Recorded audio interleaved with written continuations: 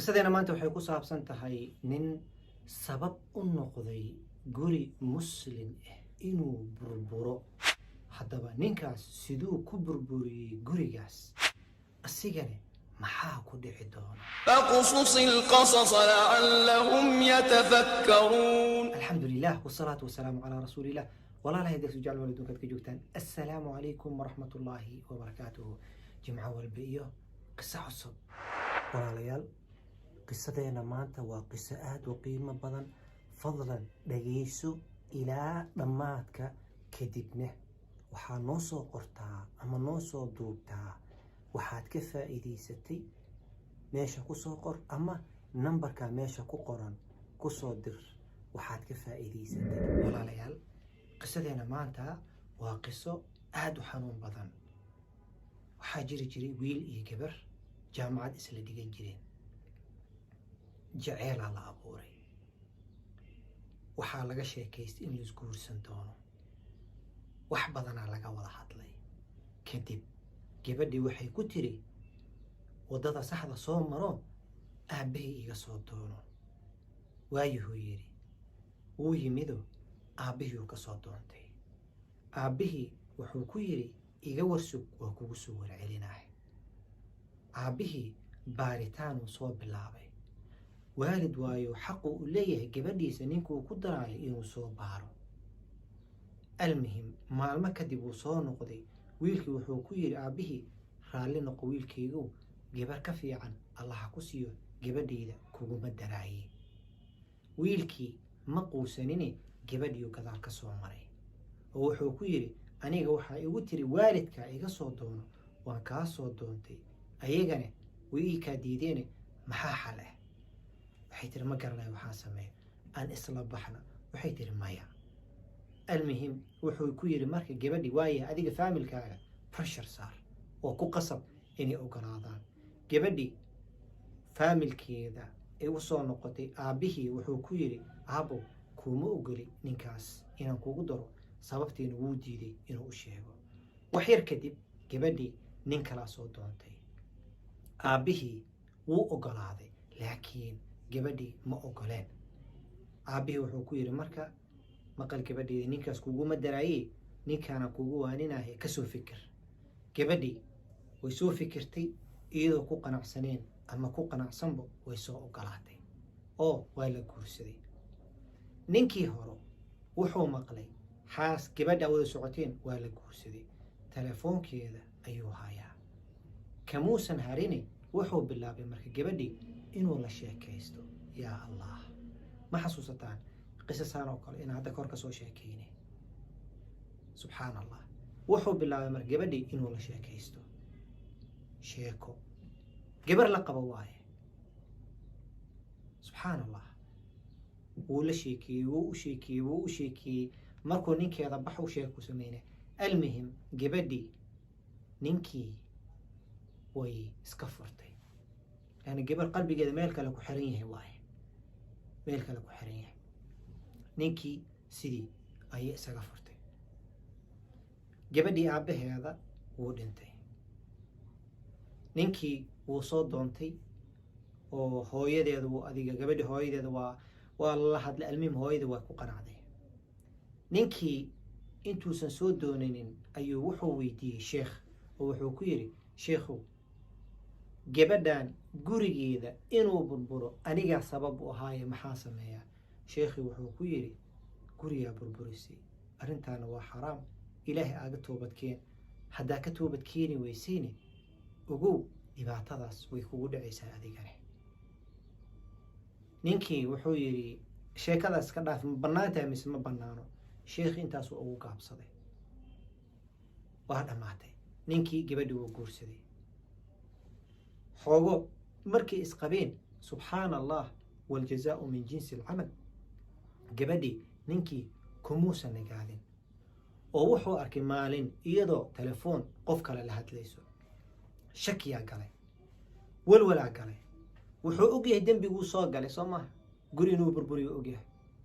maseer, shaki, qaylo, yaa la hadlaysaa, telefoonkaaga itus, yaa maanta la hadashay, yaa ku soo wacay.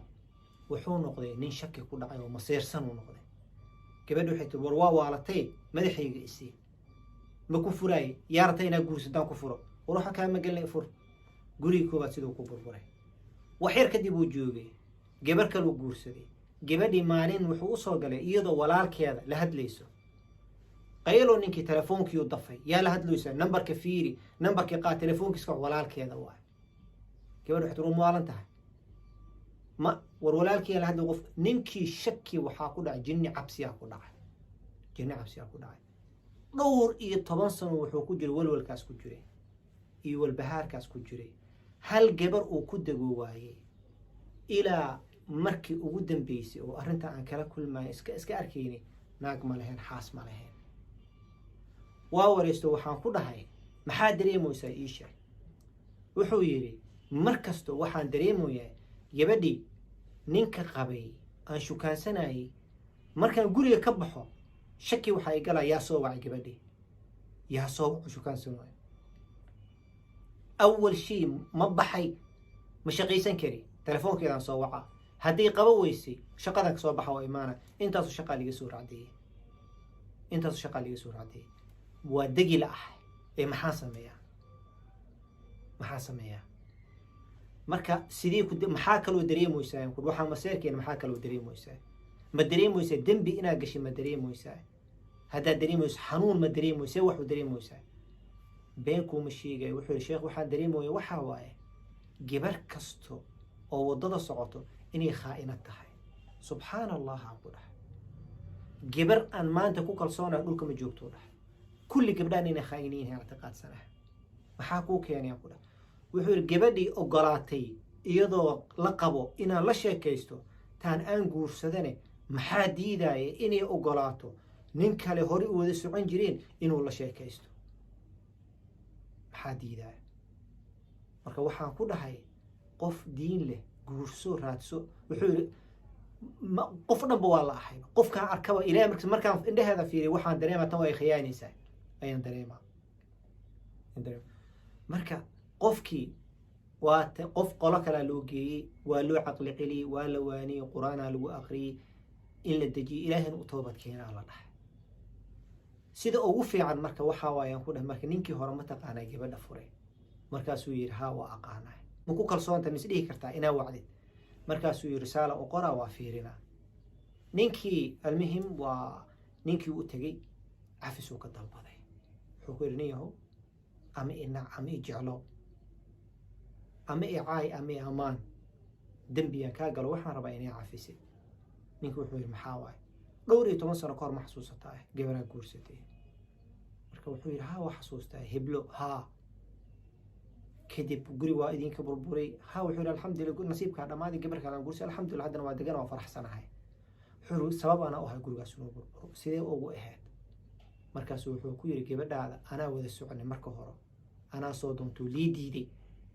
laakiin maanan qancino gabadhaada marka baxdo waa la sheekeysan jiray ninkii wuu dhibsaday marka wuxuu ku yiri waa ogahay laakiin cafi wuxuu ugu jawaabay marka waa ku cafiyay ilaahina ku cafiyay hadda kadib on iska ilaali waxaas ninkan nin nasiib buu ahaay meeqa guri ayaa saas ku burburo meeqa qof ayaa dhaqankaas xun yaqaano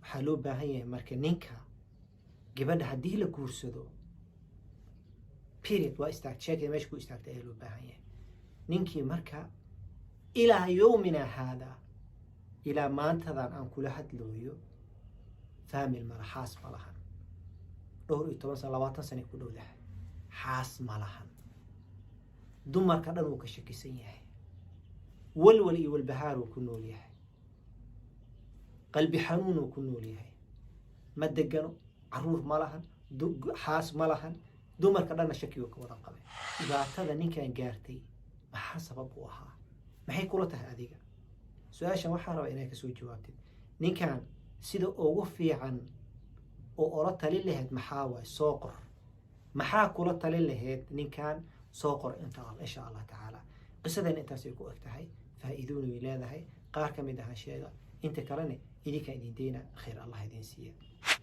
faa'iidada koobaad walaalayaal diinteena waxay inoo sameysay qawaaniin ninka wuxuu u joogaa gabar inuu guursado, gabadhani ilaahay wuxuu u abuuray inay nin guursado. asalka saas waaye. waddada saxda in loo soo maraana loo baahan yahay. guryaha albaabyada laga soo galaa, laakiin dariishada lagama soo galo. gabadha haddaad doonatay laguu diiday, wax ka khayr badan allah kugu bedele. ha ka daba cararin, dembina ha samaynin.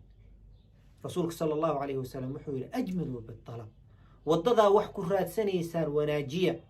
wallaahi qofkiin adduunye kama qaadaayo waxaan loo qoray waxaan ka ahayn. sidaa darteed gabadha waddada saxda u mar. haddii laguu soo diido, ilaahay wax ka khayr badan uu kugu bedelaa. bas albaab dambe iyo gadaal dambe iyo warwareer dambe ha samaynin. waa xaawili kartaa mar kalo, mar labaad, mar saddexaad. try garay, it's not wrong, qalad ma ahan. laakiin haddii la guursado, kiiska waa xiran yahay. faa'iidada labaad waxaa waaye marka dulmiga dulumaad waaye. haddaa wax dulmisid, adigana waa lagu dulmina. waljazaau min jinsi alcamal, waxaa samaysay waa lagugu samaynaa. is-ilaali, iska ilaali qaladaadka qaarkood aa samaynaysid. iska ilaali dembiga aa gelaysid. dembiyadana waa kala daran yihiin. dulmi inaa geshid oo qof dulmisid waa cuquubadiisa adduunyaa ku arkay intaa aakhira la gaarin. adduunyaa ku arkaysa intaa aakhira la gaarin. sidaa darteed waxaa loo baahan yahay inaad iska ilaaliso dulmiga, iska ilaaliya. faa'iidada saddexaad, gabadha walaashii ay ku socotaa. gabarta walaashii waxaa loo baahan yahay khayr allah ku siiye. haddii lagu guursaday 10 nin hore lasoo soco, 20 lasoo, marba haddii lagu guursaday, wixii hore dhan bayna iska tirtirtid oo xirtid ayaa loo baahan yahay. taas macnaheeda ma ahan inaadan qof la tacaamuli karin, suuqaada aadi karin, waxaad soo gadan karin, masaajidka inaad tegi karin, muxaadaro aad dhegeysan karin, ma ahan.